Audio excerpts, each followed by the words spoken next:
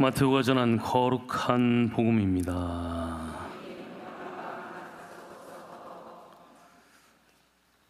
그때 11 제자는 갈릴레아로 떠나 예수님께서 분부하신 산으로 갔다.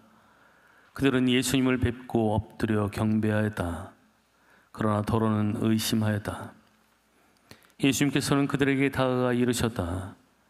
나는 하늘과 땅의 모든 권한을 받았다.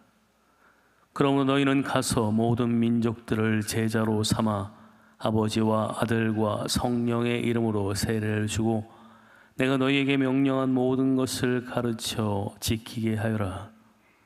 보라, 내가 세상 끝날까지 언제나 너희와 함께 있겠다.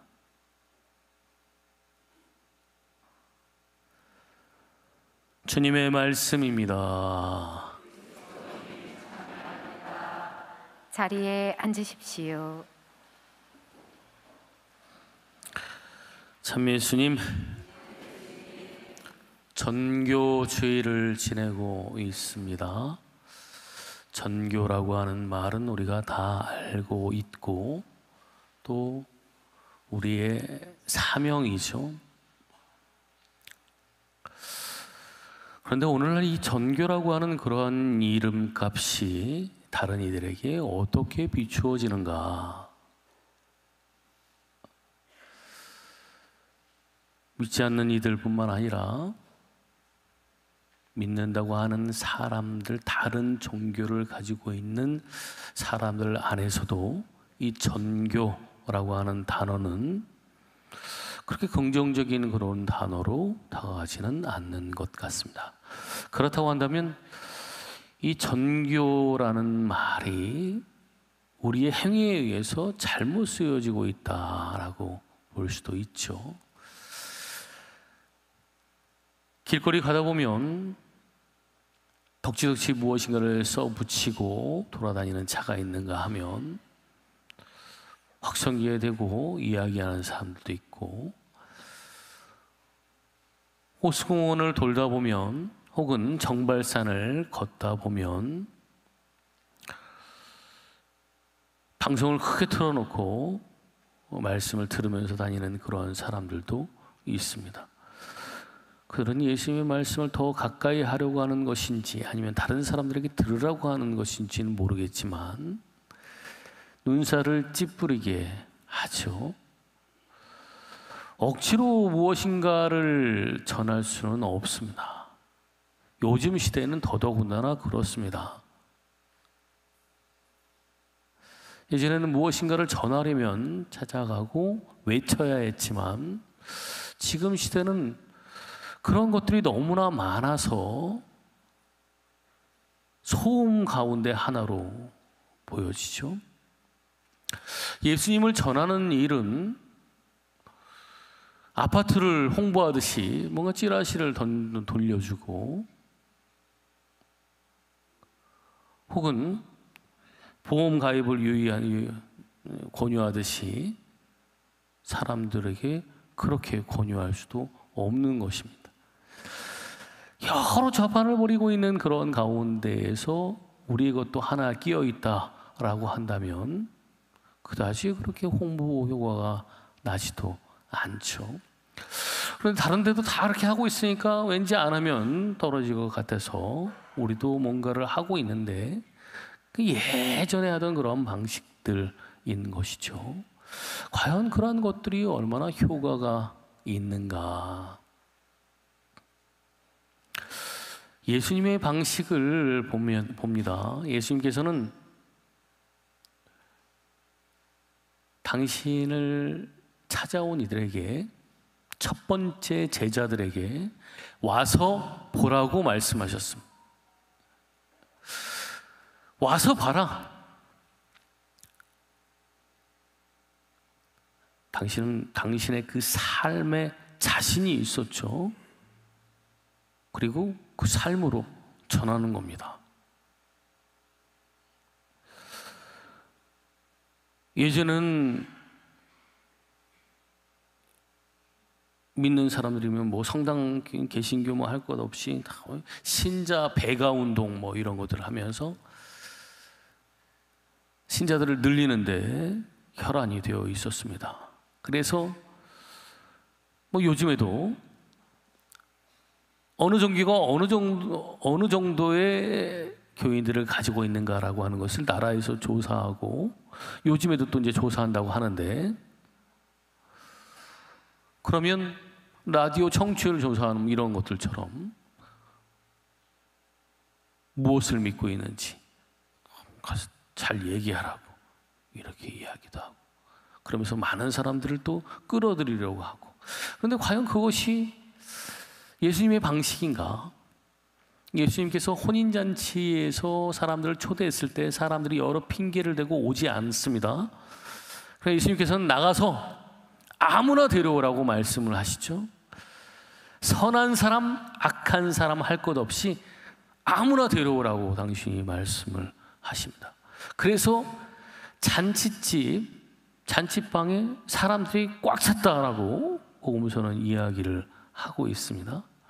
그런데 예수님은 내쫓습니다. 아무나 다 데려오라고 하셔놓고선 온 사람들을 내쫓죠. 예복을 안 입었다면 이 자리에 있을 자격이 없다라는 것이죠. 당신은 수를 늘리는데 목적이 있는 게 아닙니다. 누구나 모두 다 아무나 예수님께 올 수, 심지어 악인들도 주님께 나아올 수 있지만, 주님께 나아왔다면, 주님을 믿는다면 삶을 바꾸어야 한다. 그런데 그냥 교회에 나오는 것으로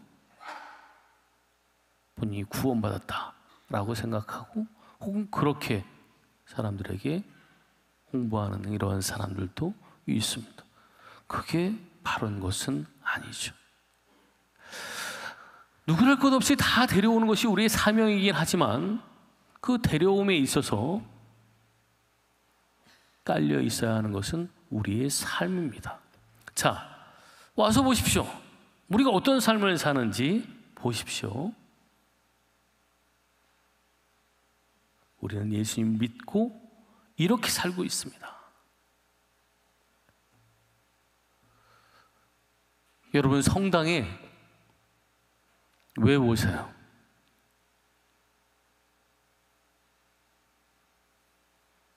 여보세요? 성당에 왜 오세요?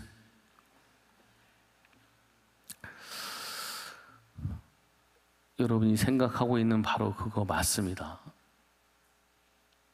예수님을 보려고, 예수님 말씀을 들으려고, 이러저런 이유들, 여러분 여기 와 있는 분들이라고 한다면 나름대로의 답을 하겠죠. 그 말은 틀린 게 아닐 겁니다. 그런데 그 중에 하나는 사람들을 만나러 오는 겁니다. 내가 예수님 믿으러, 예수님 보러 오는 거지 사람 보러 오나? 이런 이야기를 하는 사람도 있지만, 천만은 사람 보러 오는 겁니다. 예수님께서 당신의 말씀을 듣고 지키는 사람들이 바로 당신의 어머니요, 당신의 형제요, 누이라고 말씀하셨던 것처럼, 그렇게 해서 한 가족을 이루어줬던 것처럼, 우리는 세상에서 삶을 살다가 우리의 가족들을 만나러 오는 겁니다. 가족들과 함께 인사 나누고, 그러면서 주님의 말씀을 듣고 다시 가는 거죠.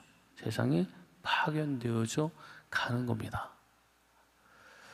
그런데 우리는 누군가를 만나러 오는가? 반가운가? 제가 본당심으로, 주임심으로 지금 4번째 본당인데, 이곳 주엽동에 발령받기 전까지는 다 조그만 본당들이었습니다. 그 조그만 본당들에서 얼마나 기쁘고 행복하게 살았는지 몰라요. 지금도 만나면 다들 반가워들 합니다. 가족처럼. 저를 이렇게 만나면 어떤 분이 여비를 이렇게 주시면서 우리는 이런 방식입니다 라고 이야기합니다. 누군가 내 가족들이 찾아오고 오면 여비를 이렇게 챙겨주고 반겨주고 어떻게든지 따뜻한 음식을 주려고 하고, 모두 이렇게 한눈에 보여서 너무 좋아요. 가족 같습니다. 서로가 서로를 잘 알죠. 가족 같습니다. 그런데 우리는 이렇게 큰 문당을 살고 있는 우리들은 어떤가? 자꾸만 숨으려고 합니다.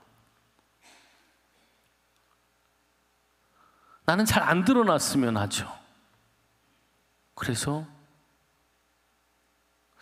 그래도 교중미사는 우리 본당을 대표하는 사람들이 오는 거니까 조금은 다르긴 하겠습니다만은 꽉 차야 되니까 앞에 앉아 있는, 다른 미사 보면 이렇게 지뢰찾기 해가지고 곳곳에 폭탄들이 있어서 이 앞쪽은 거의 6.25 이후의 모습처럼 초토화 되어 있어요. 저 뒤편에 되도록이면 안 보이게 뒤편에 있다가 빨리 나가려고 하죠.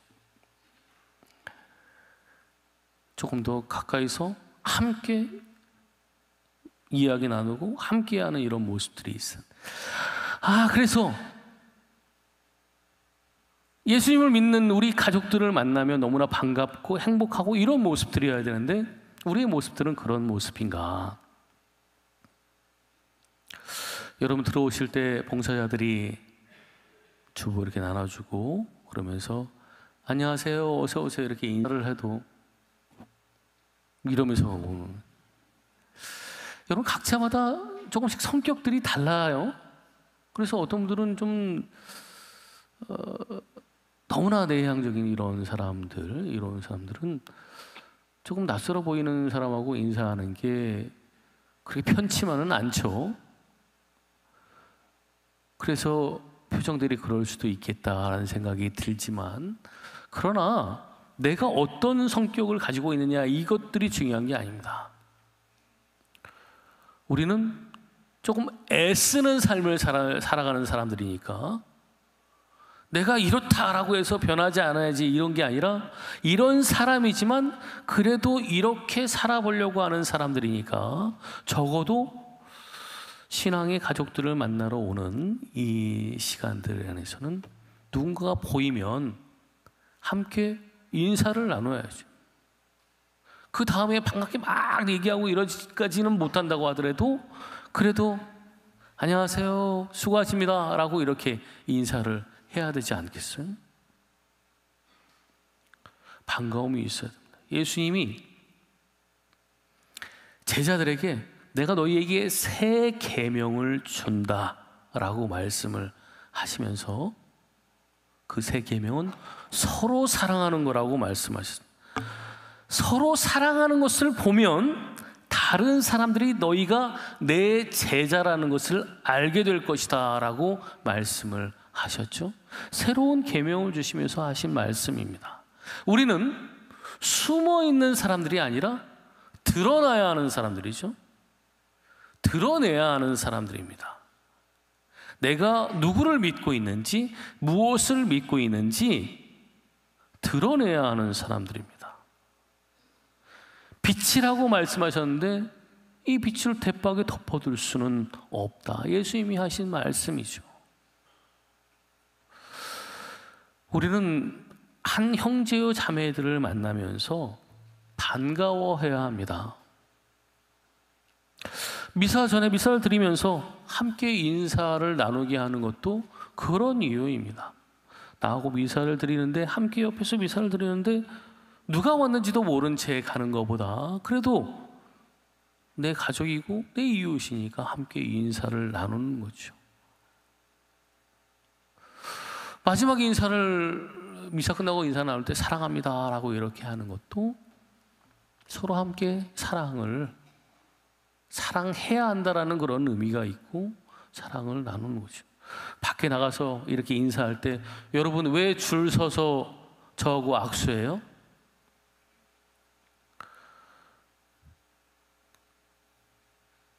자제들을, 신부들을 영어로 father라고 이렇게 이야기를 합니다. 신앙인들에게 있어서 그래도 아버지와 같은 존재다. 나이가 많고 적음을 떠나서. 그럼 집에 이렇게 와서 다시 갈 때 안녕히 계십시오, 감사합니다, 사랑합니다 인사하고 가는 거죠. 줄 서서 가는 거 이렇게 보면서 왜 이렇게 줄 섰어? 저 뭐라고 막 이러면서 촥 빠져나가고 이렇게 하는 게 아니고 함께 인사 나누고 가는 거죠. 우리는 예수님을 믿고 예수의 말씀을 듣고 그 삶을 살아가려고 하는 사람들이지만 그 사람들이 함께 모여서 그리스도의 몸을 이루는 신비체들이고 이 신비체들은 서로 관계들이 있기 때문에 함께 인사를 나누고 반가워해야 한다. 그런 모습을 보고 다른 사람들이 예수를 믿는다라는 게 저런 삶이구나라는 생각을 갖게 하는 것, 이것이 전교라는 것입니다. 지난주에 군종신부님 오셔서 이런저런 말씀을 하셨죠. 그때 우리가 알고 있지만 또 우리에게 잘 전하기 위해서 이 백정 황일광에 대한 이야기를 하셨어요. 기억나세요? 진짜 기억나는 거죠? 어제 일도 기억 안 나는데 내가 지난주 걸 어떻게. 이 백정이 예수님 믿는 사람들의 이 모임에 오니까 너무 좋은 거죠. 이 반상의 구별이 유별한 이러한 때에 서로 형제임 자매임 지내면서 서로 사랑하는 모습들이 얼마나 좋으면 나에겐 천국이 둘 있다라고 이렇게 이야기를 하겠습니까? 우리 조상들은, 우리 신앙 선조들은 정말 신앙을 참으로 살았던 분들이 너무너무나 감사합니다. 그냥 허투루 사는 게 아니라 내 삶에서 하나의 액세서리를 신앙으로 삼은 것이 아니라 진짜로 살아가셨다는 것에 대해서 너무나 감사합니다. 근데 그분들이 우리가 다른 분들이 아니었다. 우리도 역시 그런 삶을 살아야 하는데 우리는 무엇이 이렇게 서로가 서로를 잘 모르는 그런 관계로 만들었을까? 오늘 주님께서 다시 말씀하십니다. 너희는 형제요 자매고 서로 사랑하는 것, 그것으로 너희가 내 제자라는 것을 다른 사람들이 알게 하는 것이다. 저희 분당이 얼마 전에 우리 연령회장님이 저한테 와서 재작년에 이어서 올해도 교구에서 1등을 먹었다고 이렇게 이야기를 하셨습니다. 뭐가 1등 먹었을 것 같아요? 물론 별게 다 1등입니다. 주엽동이 지금 교구에서 난리가 났어요. 다 1등이에요. 근데 연령회장님이 1등 했다고 그러면 뭐가 1등인 거예요? 돌아가신 분이 1등이에요. 교구에서 돌아가신 분이 1등이에요. 장례 건수가 타의 추정을 불허합니다. 많은 분들이 돌아가시죠. 연령회가 아주 정말 죽은 사람들을 돌보면서 죽을 맛일 거예요. 그런데도 너무나 기쁜 마음으로 계속 봉사를 합니다. 연령회를 통해서 입교하는 분들이 많아요. 여러분, 길거리에서 뭔가를 나눠주면서 오라고 한 그분들은 오지 않는 사람도 많지만 냉담으로 돌아서는 사람들이 많습니다. 그런데 이렇게 삶을 보고 오신 분들은 냉담하지 않습니다. 그 삶을 보고 예수를 믿는다는 게 어떤 것인지를 알고 있는 분들은 와서 나도 그런 삶을 살아야지라고 하는 마음을 가지고 신앙생활을 한단 말이죠. 우리의 사랑이, 서로 사랑하는 우리의 모습이 다른 이들에게 모범이 되어야 합니다.